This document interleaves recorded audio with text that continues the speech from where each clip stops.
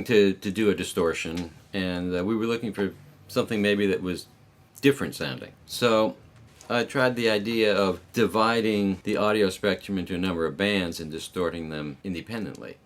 And this was an idea that Craig Anderton had published in an article somewhere circa 1980, give or take a few years. So I stole the idea from him. No, wait, good musicians borrow, right? Bad musicians steal.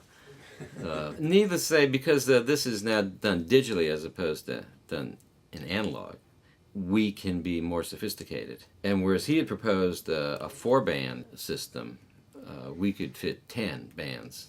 The thought process behind picking 10 bands was that at any one time, if you're playing a 6-string guitar, that you're likely to get each string in a separate distortion. So if you're playing intervals like, thirds, fourths, fifths, those should be far enough apart to where each one kind of gets into its own distortion band. But when you play a full chord like that, it gets pretty close to it, but there's a lot of harmonics that are created when you're distorting in a multi-band sense. Then you're creating all sorts of conflicting harmonics, and as they add back together, because we add everything back together at the end after the distortion, you get a lot of additions and cancellations, and so you end up with harmonics from a distortion that you don't typically hear. So that's really what creates the new sound of the multiwave. For some of the less violently distorted settings, there is this sort of sense of clarity that you can get by with playing some complicated chords, like a ninth chord or something. You can actually get by putting that through this heavy distortion, which just sounds like total garbage on your basic fuzz.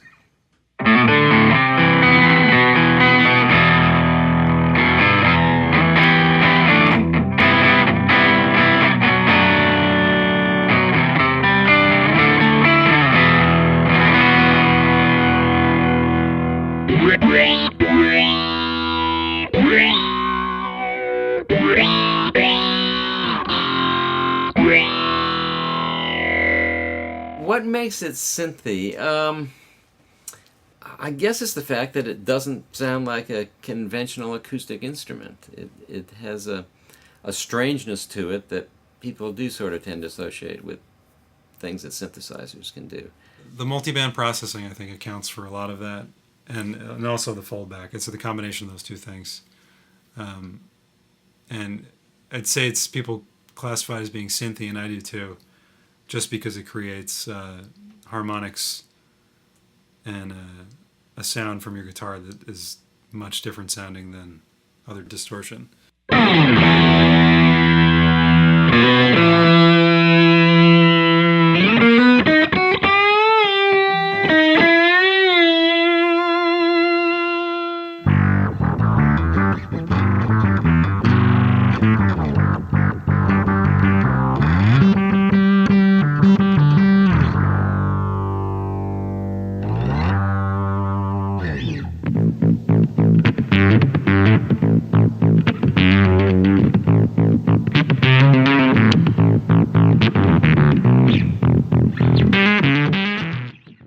Multiwave distortions come in a few varieties. First, we have the guitar versions and the bass versions.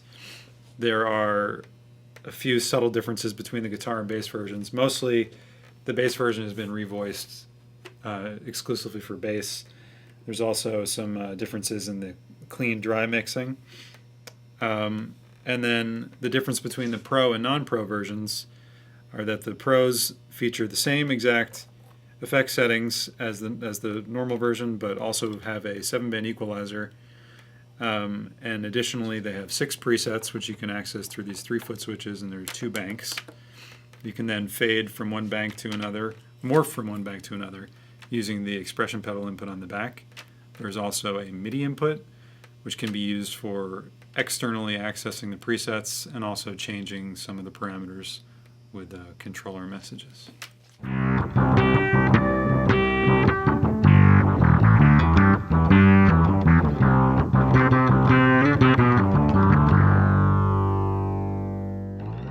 Well, first we have to sort of look at the normal distortion curve. If we had a box that just passed the signal directly through, then the output voltage would be equal to the input voltage. If you're just a hard clipping op-amp stage, would really be something more like this.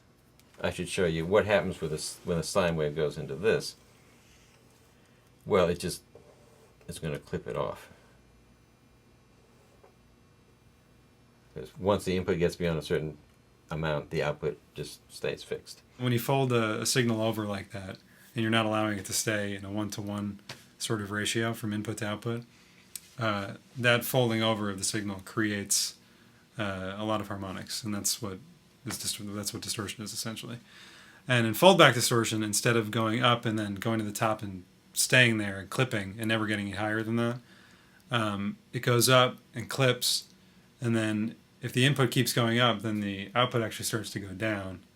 So the fact that this is not continuing to rise, we call that a foldback.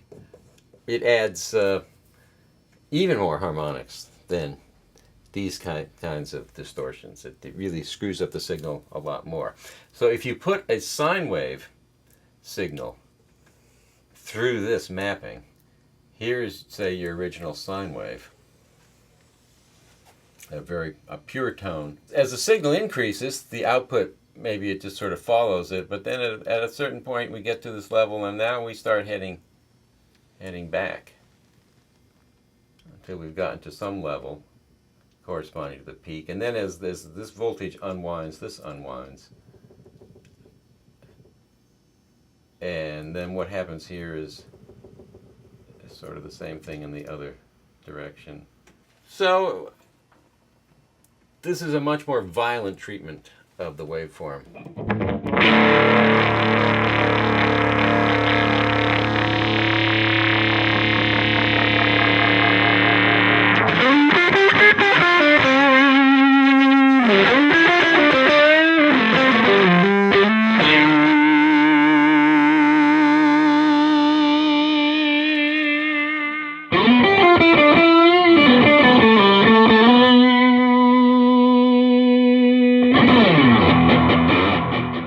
There's a lot of different ways of creating octaves. You can either do pitch detection and generate an octave that way.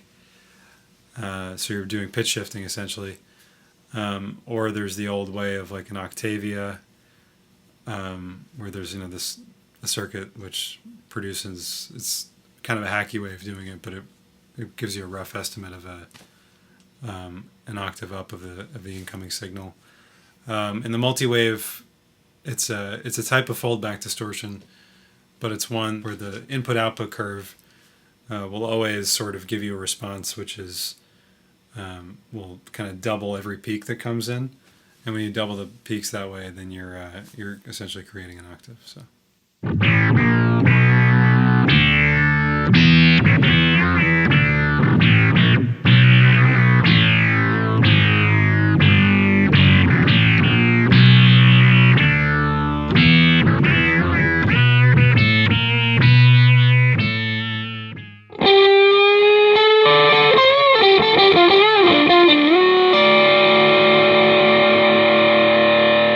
About 2/3 of the settings are the multi-band stuff, but then the third of them are really only processed in a single band. That is, the entire signal is put through just a single version of the distortion. And as long as we don't do foldback and octave, then we are left with something that has to look sort of like a normal distortion. Number 15 especially, I think, is actually really quite charming.